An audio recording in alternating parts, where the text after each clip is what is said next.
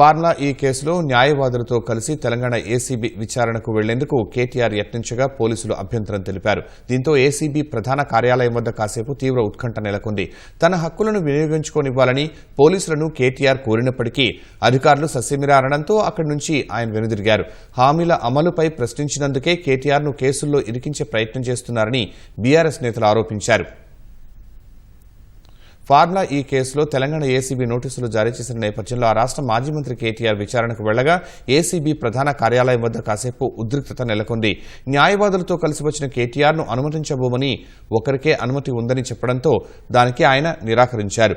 పోలీసుల చర్యలపై అభ్యంతరం తెలిపిన కేటీఆర్ న్యాయవాదులను సైతం అనుమతించాల్సిందేనని పట్టుబట్టారు. అక్కడి పోలీసు అధికారులతో వాదించారు.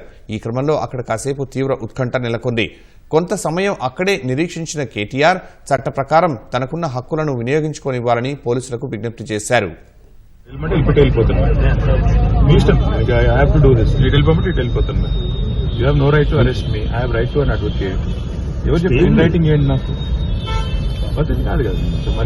కోఆపరేట్ చేస్తుంటే మీరు ఇంతమందిని పెట్టి అడావుడి ఎందుకు చెప్పండి? రైట్ టు అన్ అడ్వకేట్ ఆడ పోయినాక వాళ్ళని చెప్పమని మీరెందుకు చెప్తుంది? ఎక్స్టెన్సివ్ ఆర్గ్యుమెంట్స్ ఏసీబీ చేసి జడ్జిమెంట్ రిజర్వ్ అయిన తర్వాత అవసరం పిలిచిన అయినా వచ్చినాక మీరు నా లాయర్ రాకూడదు అంటే నేను ఇన్ రైటింగ్ ఇవ్వండి, లాయర్ రాకూడదు ఇన్ రైటింగ్ ఇవ్వండి, నేను ఉంటాను ఇక్కడ వెయిట్ చేస్తాను. ఈ కేసు విచారణలో ఆది నుంచి ఆసక్తికర పరిణామాలు చోటు చేసుకుంటున్నాయి.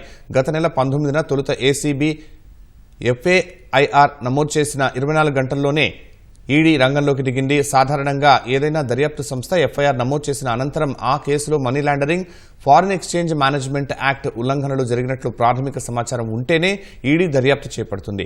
అంతేకాకుండా కేటీఆర్ను ఈ నెల 7న విచారణకు రావాలని గత నెల 28నే ఈడీ సమన్లు జారీ చేసింది. అయితే అంతకు ఒకరోజు ముందే తమ ఎదుట విచారణకు హాజరు కావాలని ఏసీబీ ఈ నెల 3న నోటీసు ఇచ్చింది.